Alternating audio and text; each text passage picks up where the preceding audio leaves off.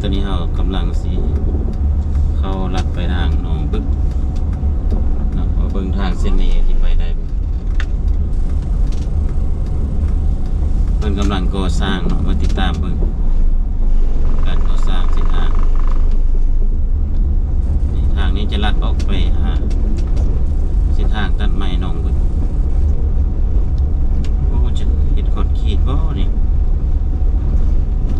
บ่ได้มาจากเทื่อในทางนี้ลองมาเบิ่ง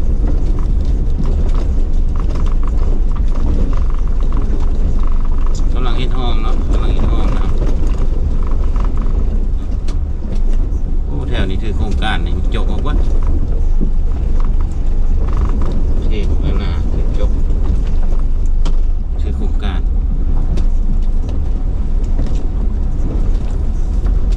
จะเฮ็ดทางคอนกรีตโอ้อันนี้ที่นี่กำลังเฮ็ด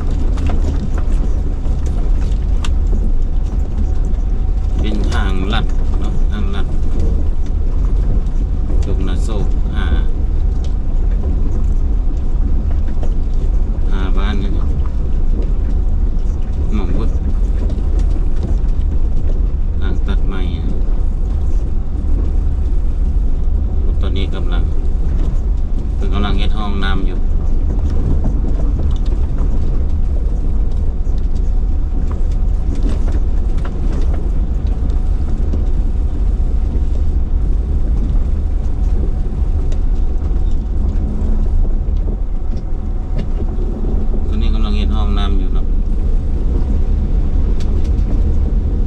เคยเข้ามาจากเทือทางเส้นนี้ลง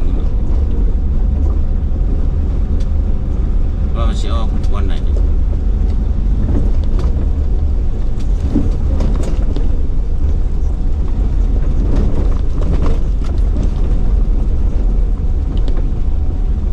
ไปได้อยู่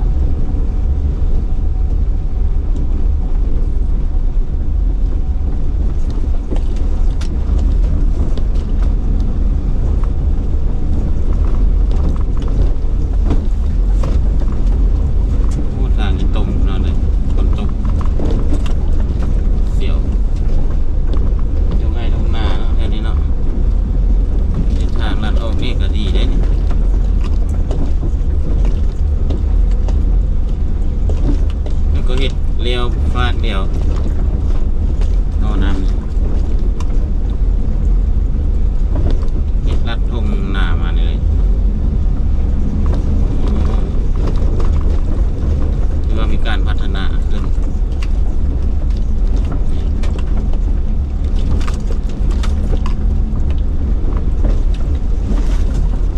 โอเคเบื้องนี้แล้วก็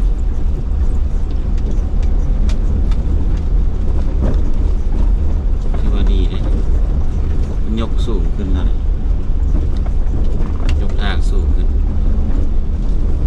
เบิ่งแต่ของน้ำเนาะเบิ่งแต่ของน้ำตัวนี้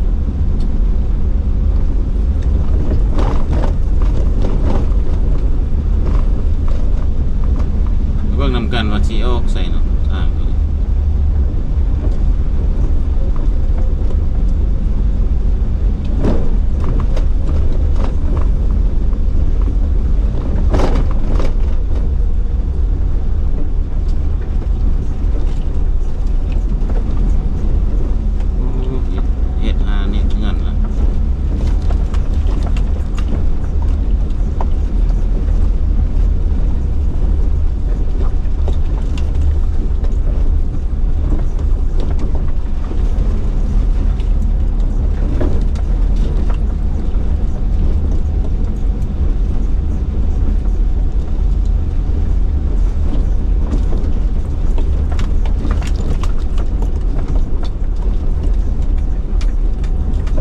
ตัวนี้เป็นโรงเรีย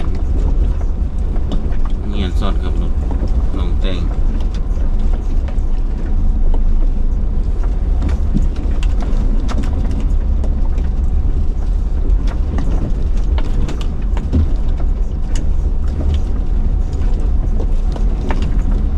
กำลังเฮ็ดทางนี้แล้วก็เป็นทางคอนกรีตมาซ่อนนี่เลยก็สบายแล้วเนาะอันนี้แหละเพิ่นว่าขับโบราณเพิ่นว่า ว่าแผ่นดินสิย่อเขามันย่อแบบนี้แหละทางใดก็รัดกันใส่ลำทาง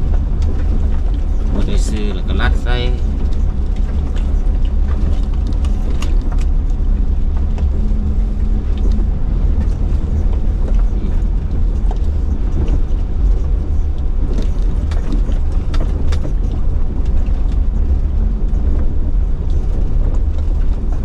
อย่างนี้ยังบ่ทันแล้วเนาะอันนี้กำลังจบ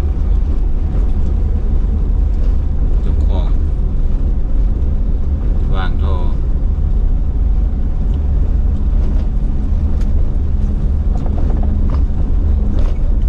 ฝนก็ตกเลยสิฝนก็ตกเป็นอาทิตย์แล้ว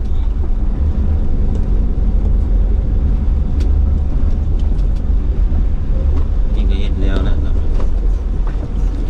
แล้วเป็นย่านไป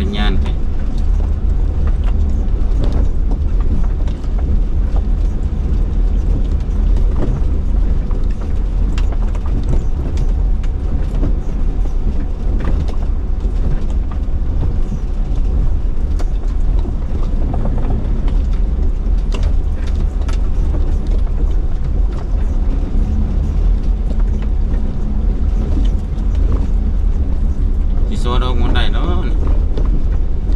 เริ่มเห็นรถละเห็นรถละ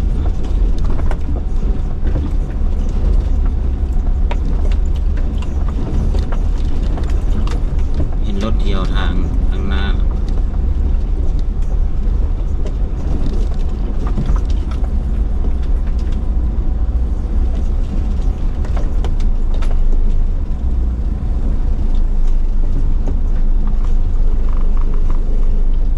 โอ้เฮ็ดเข้าทางหลัง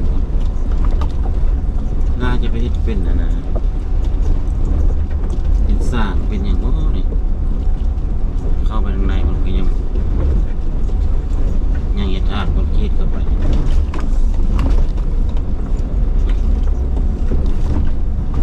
กำลังจบห้องนั้นเนาะน่าจะประมาณปีหนึ่งน่าจะแล้วเนาะลองมึงถ้ามันสำเร็จแล้วจะมาขี่รอบอีกตอนนี้กำลังเฮ็ดห้องระบายน้ำ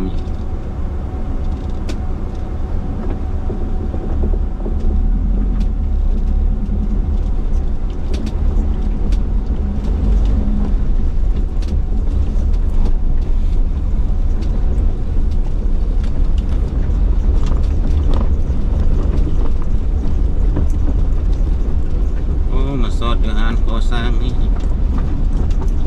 งานก่อสร้างงานใกล้เครื่องก่อสร้าง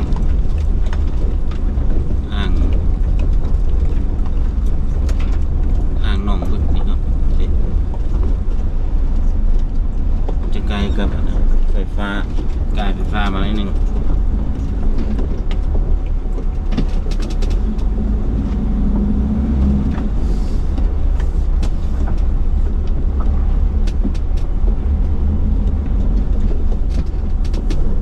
เบิ่งสองข้างทางกันนำเลย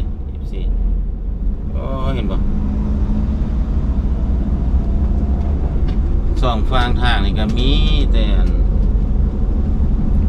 ห้านขายเครื่องเนาะแต่ว่าส่วนหลายจะเป็นห้านของคนจีนเพราะว่ามันมีนะต้นซื้อจีนเนี่ยซื้อลาวเลยนี่ทางหนองบุกนี่นะเมืองสีโคตรตะบอก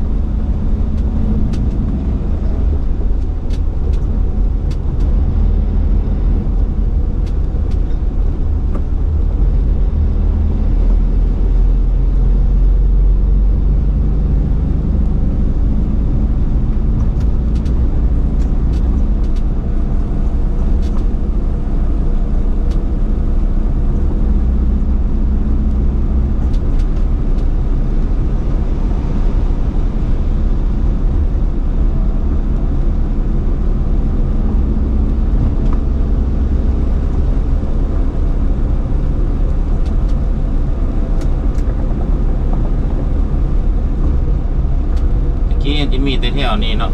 จะมีแต่แถวนี้น้อยเดียว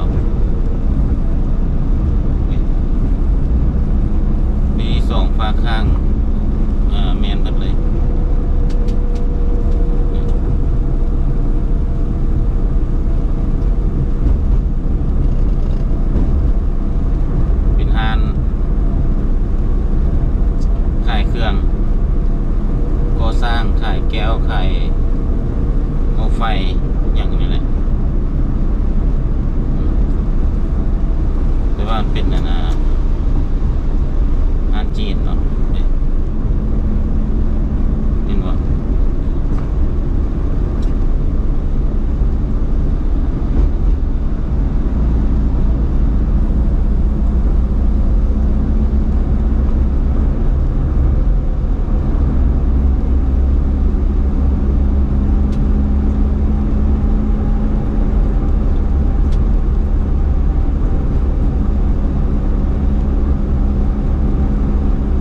ทางนี้มันจะยาวสุดเลยสิสุดทางเลย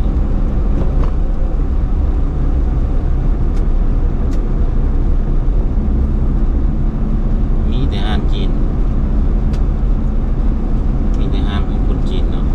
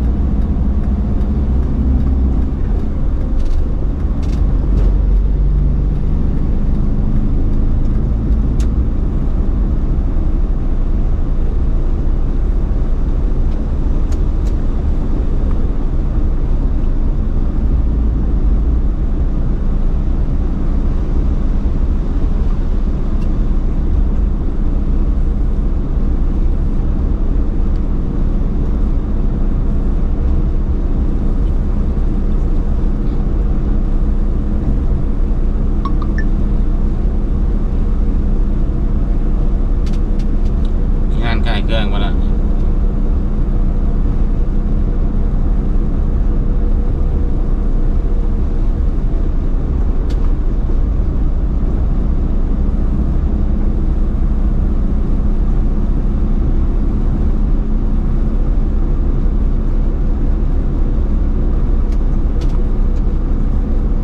ตัวนี้เป็นทางหนองปิงหาหนองบึกนี่นะเนาะตัดหนองบึกทางคอนกรีตสร้างมาได้หลายปีแล้วตัวนี้นะ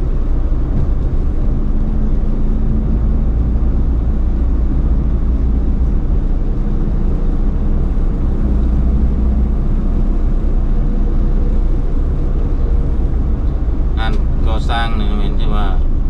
งานขายเครื่องนี่แหละเป็นกำลังหาของเฮ็ดใหม่ๆโอ้มีปั๊มโอซี่อยู่นี่นี่เอาไหมมีปั๊มปตทอยู่นี่นี่ปั๊มปตทอยู่ทางตัดไม้หนองบึกนี่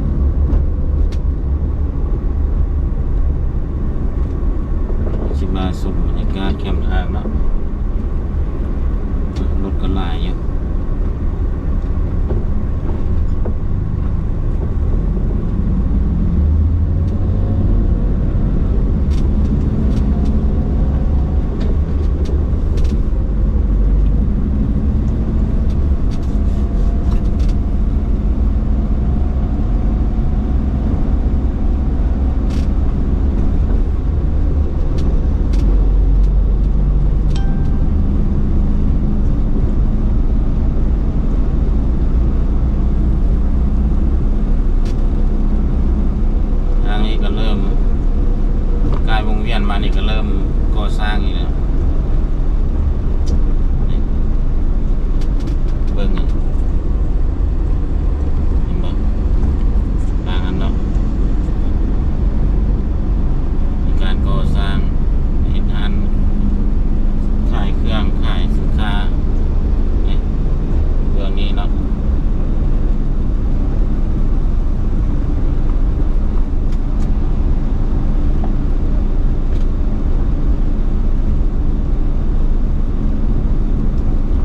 เต็มเป็นเราได้ทางเส้นนี้นะที่จะน้องปิ่งมาหา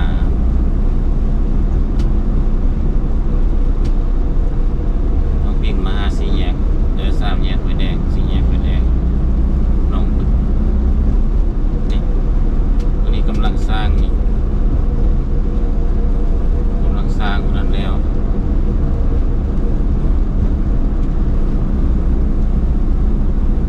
ย่ำที่สร้างจนจำทางคุณดู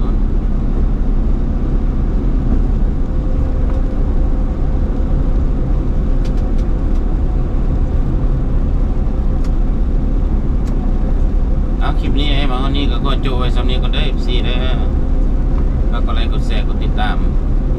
ให้บางกำแพงมากินพาเดียวเลยนะ